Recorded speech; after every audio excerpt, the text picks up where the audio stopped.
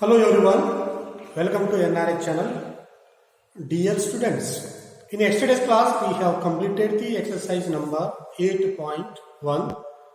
Now today let us discuss about very important theorem, that is midpoint theorem. This is a very important exam theorem here. In every exam they ask this theorem for 3 or 4 marks here.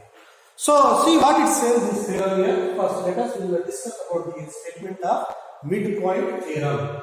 Now see what is the midpoint theorem here. The line segment joining the midpoints of two sides. See that? The line segment joining the midpoints of two sides of a triangle is parallel to third side. Is parallel to third side. Now see the diagram in the given statement. What is the meaning of that statement? We will get the diagram. See what is given. If the line segment, see that the line segment joining the two midpoints of the two sides of the triangle, then this line is parallel to this side. This line is parallel to the third side. Here E is the midpoint of AP, F is the midpoint of AC. If you draw the like there are two midpoints of the two sides of the triangle, then this EF is parallel to the third side, that is the BC. Now see what you have to do that here. EF is parallel to BC. Now see the remaining of the statement. Very important statement is one midpoint theorem. Now the line segment joining the midpoints of two sides of a triangle is parallel to third side. Now see how to prove that that line is parallel to the third side. See the diagram here. The given. What is the given here? Now first in theorem compulsory you have to write that given. Then what you are going to prove? Then prove here. Now see what is the given here? ABC is a triangle. The given ABC is a triangle where E and F are the two midpoints of the AB and the AC. E is the midpoint of AB, F is the midpoint of the AC. This is the given here. Now see to prove what are going to prove here? This EF is parallel to BC. That this EF is parallel to the third side, that is the BC. This point we are going to prove here. Clear? Now see construction. Little bit you have to do the construction by hand here. See what are the construction? Through C. See the diagram. This is the triangle. Through the C, draw a line segment parallel to AB. Now see that? Through the C, draw the line parallel to AB. Now this C line is parallel to the AB. You have to construct. Then and extend here, and this here, the midpoints of the AB and AC, you have to extend the here to meet this line at D. Now EF is meeting at the point D here, such that we have to extend the line. This is the construction here. Now see the next proof here. See the proof here. Now see by using the diagram. In a triangle AEF, triangle AEF and triangle CDF.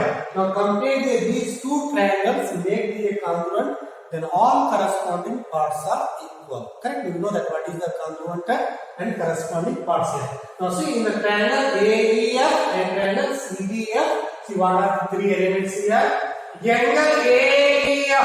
Angle AEF is equal to angle CDF.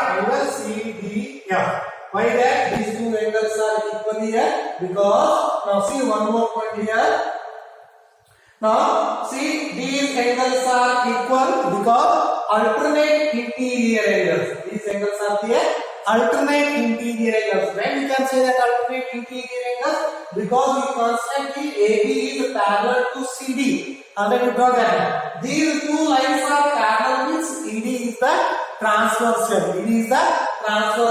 Then here these two lines are parallel. These alternate interior angles are equal. I written here reason also. Alternate interior angle. AIA means alternate interior angles. One element is over. Next angle AFE. In this triangle AFE is equal to this triangle CFD. Now tell me what about these angles Yeah, vertically opposite angles are equal. Wherever the two lines are intersecting at a point, their vertically opposite angles are equal. It means that AFE and angle CFD are equal because vertical opposite angles. VOA, vertical opposite angles are equal.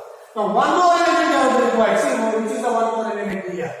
AF is equal to CF. Now AF is equal to CF. Why that AF is equal to CF here? Because F is the midpoint of AC. What is the meaning of the midpoint? Midpoint is divided into the diagram in two equal parts. So F is the midpoint of the AC. That's why AF is equal to AF is equal to FC because F is the midpoint of the AC. Clear? Now these three elements are equal, then one can say that therefore triangle AEF is congruent to triangle CDF. By which rule here? Angle, side. Clear? So what is the angle, side? In a triangle, two angles and sides are equal to the corresponding triangle. Then you can say that both are angle, side of the congruence criteria. Now both triangles are congruent by AAS rules here. Now see that. So next point, AE is equal to BC. AE is equal to BC. Why here? Both triangles are congruent means AE is far from the CD. Why? Because corresponding parts of the triangles are equal. Now these two sides are equal because CPCT rule. Remember, right? CPCT rule means corresponding parts of the congruent triangle. Corresponding parts of the congruent triangle. Next point, but AE is equal to EB. AE is equal to EB because E is the midpoint of the AB. Because E is the midpoint of the AB, so AE is equal to AB. Okay?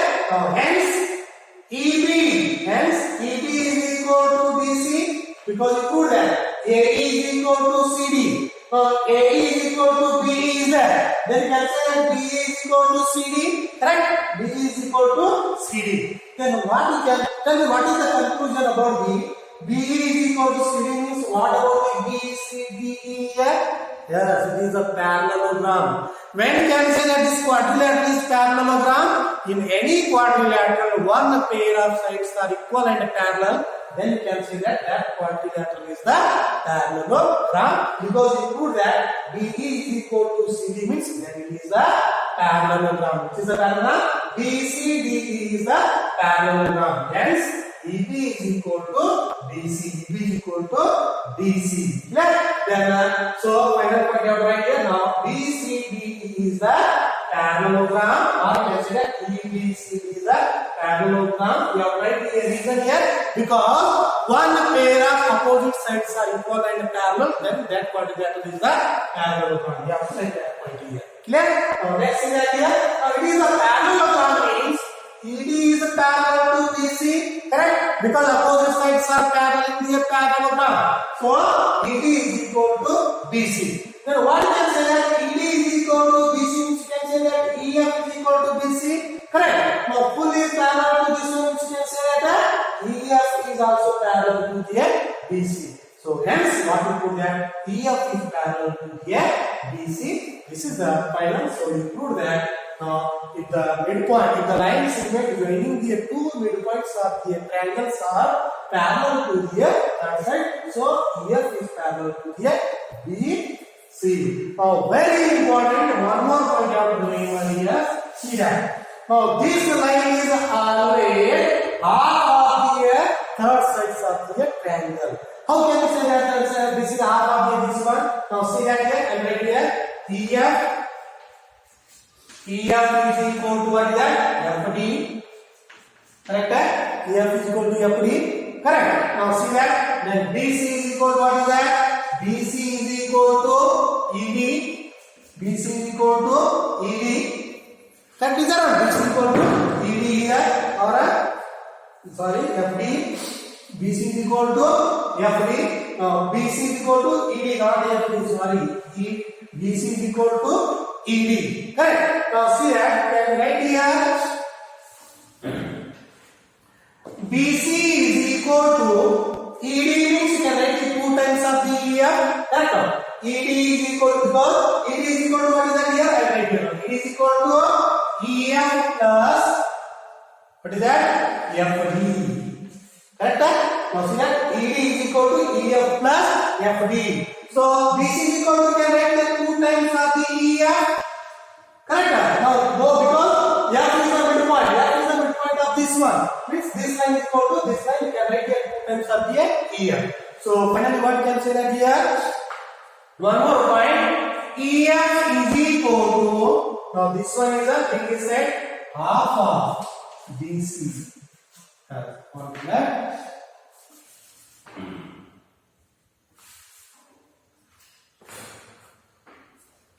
Now EF is half of, EF is the half of the BC. That is half of the BC. You can say that. But this theorem EF is equal to BC. You have to remember in this one. But EF is the half of the BC. You can write here. Now this is a known name. I will say that this point is in the next class here. Only you have to remember. Now this theorem is a very important, children. So you have to remember. You have to practice the such theorem 5 times now. Now today's homework for you people is this theorem. You have to write here 5 times in a homework notebook. Practice this theorem. Now don't by heart this theorem. Practical is there. See, first of all that one, then what we are going to prove, I will do determinate construction here. See, make the problem, you will get the answer. By practically you have to practice. Now 5 times you have to do in the homework notebook. I hope you understood this one. Now in the next class we will see the next maybe a theorem or exercise. Now thank you for watching. Have a nice day.